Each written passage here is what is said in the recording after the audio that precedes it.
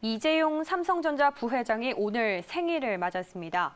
수사심의위원회를 앞두고 미래 먹거리를 위한 경영까지 챙기느라 그 고심은 더 깊어 보이는데요.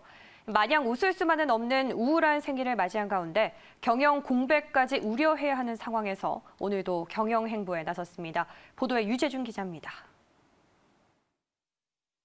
오늘 만 52세로 생일을 맞은 이재용 삼성전자 부회장. 지난 2013년 이건희 회장이 병상에 들어선 이후 가족 모임 등 특별한 행사를 챙기지 못한 것으로 알려졌습니다.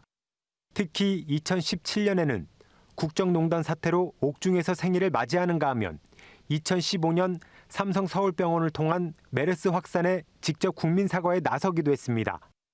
오늘은 코로나19 확산에 움츠러든 사업에 활기를 불어넣는 차원에서 전반적인 사업 현황을 파악하기 위해 현장 경영에 나섰습니다.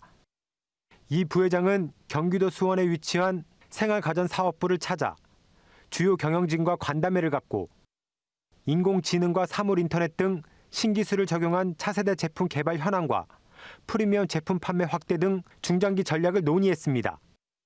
불과 나흘 전에는 반도체 사업장을 찾아 사장단과 기술 개발 현황을 점검하고 포스트 코로나 대책을 세우는가 하면 앞서 15일에는 반도체와 스마트폰 부문의 사장단과 간담회를 갖기도 했습니다. 반도체 사업장을 찾을 당시 이 부회장은 가혹한 위기 상황이라는 말로 삼성을 둘러싼 불확실성에 대한 강한 메시지를 전달하기도 했습니다.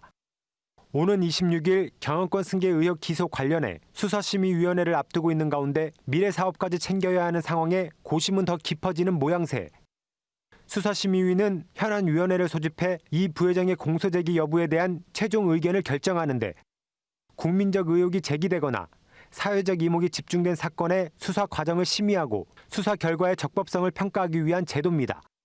현안 위원회의 경우 법조계와 학계, 언론계, 시민단체 등 각계 전문가 150명 중 추첨으로 15명 위원을 선정해 구성됩니다. 다만 수사심의위의 의견은 권고사항일 뿐 검찰이 반드시 따를 의무가 없어 기소할 수 있기 때문에 삼성으로서는 총수 부재에 대한 리스크가 상존해 있는 상황.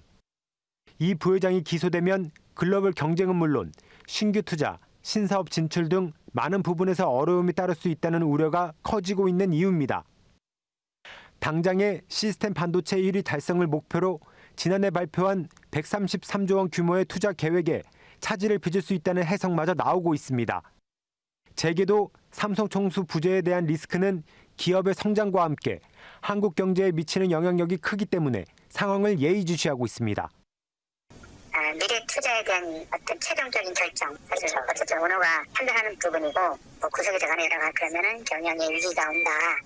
어떤 이런 상황에서 좀 총수가 좀 경영 활동을 좀 더 활발하게 해서 어떤 국가 경제 이바지하게 해주자라고 하는 그런 부분이 강하잖아요. 총수가 이제 구속되면 아무래도 투자가 올 수도 없고 이런 부분이.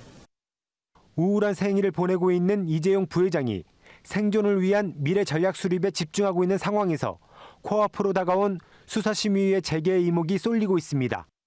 매일경제TV 유재준입니다.